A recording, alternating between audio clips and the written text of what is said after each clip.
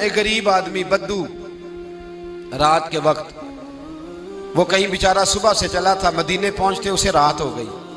उसने डरते हुए ना खैमा ही बाहर लगा लिया। जहां रात हुई ना, आधी रात हो गई, 1-2 बजे समझ ले पहुंचा मदीने, तो उसने बाहर ने खैमा लगा लिया।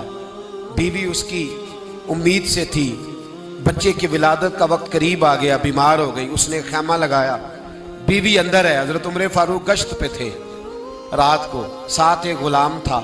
हजरत उमर फारूक रज़ी अल्लाह ताला अन्हु कहने लगे वो आग जल रही है थोड़ी सी, पता करो कौन है। तो आपका गुलाम पता करने गया तो बद्दू ने डांट दिया, कहने लगे जाओ तुम्हें क्यों बताऊं। हजरत उमर खुद गए, कहने लगे मुसाफिर भाई बता तो सही। कहने लगा जी छोड़े, मैं आपको क्यों बताऊं, मैं कौन हूं, कैसे आया हूं। फरमाया खैमे के अंदर से कराहने की आवाज आती, कोई दर्द से चीख रहा है, बता हमें बात क्या है।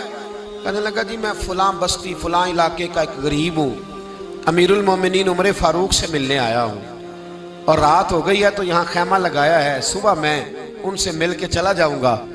तो रात को तकलीफ देना पसंद नहीं किया, तो मेरी बीवी उम्मीद से थी, अब बच्चे की विलादत का वक्त करीब है, पास कोई नहीं। हजरत उमर कहने लगे तू ठहर, मैं अभी आया। चेहरे पे नकाब है, उसे बताया नहीं मैं ही अमीरुल मोमिनीन। उमर दौड़े गए, अपनी जौजा से कहने लगे अगर तुझे बहुत बड़ा अजर मिल रहा हो तो हासिल करेगी। क्या करूंगी। तो कहने लगे चल फिर मेरे साथ, बहुत बड़ा अजर है। एक दोस्त के यहाँ विलादत का वक्त है, जरूरत की चीजें साथ ले लो। उस औरत ने थोड़े दाने ले लिए, घी ले लिया। हजरत उमर से कहने लगी लकड़ियां इकट्ठी कर ले। अमीरुल मोमिनीन, काउंसलर की बात नहीं बता रहा आपको, मैं आपको MPA की बात नहीं बता रहा, MNA की बात नहीं बता रहा, जो 10 गांव को मिला के चेयरमैन बना उसकी बात नहीं बता रहा, उसकी बात बता रहा हूं जो 22 लाख मुरब्बा मील का हुक्मरान है। उसकी बात बता रहा हूं जो गली से गुजरे तो शैतान रास्ता ही बदल जाता है। उसकी बात बता रहा हूं जिसके बारे में मेरे मुस्तफा करीम सल्लल्लाहु ताला अलैहि वसल्लम ने फरमाया मेरा उम्र तो वो है कि 950 साल हजरत जिब्रील भी इसकी शान बयान करें तो अजमत खत्म नहीं होती। इतना बड़ा शख्स। हजरत उमर ने लकड़ियां इकट्ठी की, ईंटों का रोड़े लेके चूल्हा बनाया, पहुंच गए। आपकी जौजा कहने लगी ये थोड़े दाने डालने, घी डालने और एक लकड़ी लेके इसको हिलाएं, तैयार करें। खुद जौजा अंदर चली गई, हजरत उमर बाहर पकाने लगे। वो बद्दू कहता है मैं इस तरह का उनके साथ बिहेव करने लगा जैसे को किसी चौकीदार के साथ नहीं करता। मैंने समझा ये उमर ने चौकीदार रखे आने जाने वाले मेहमानों का। मैं कभी पानी का प्याला मांगता, कभी कोई बात, उमर दौड़े जाते, कभी पानी लाते। ओ मुसलमानों, ओ मेरे रसूल के गुलाम अजीजो, हजरत उमर फारूक। वो गुलाम कहता है मैं उमर से कहता, मैं कहता गुलाम पानी ला, तो उमर दौड़ के पानी लाते। मैं कहता तुझे घी पकाना भी आता है, पहले भी कभी पकाया है? तो उमर फरमाते कोशिश तो कर रहा हूं। मैं कहता पहले भी कभी तेरी बीवी ने ये काम किया है?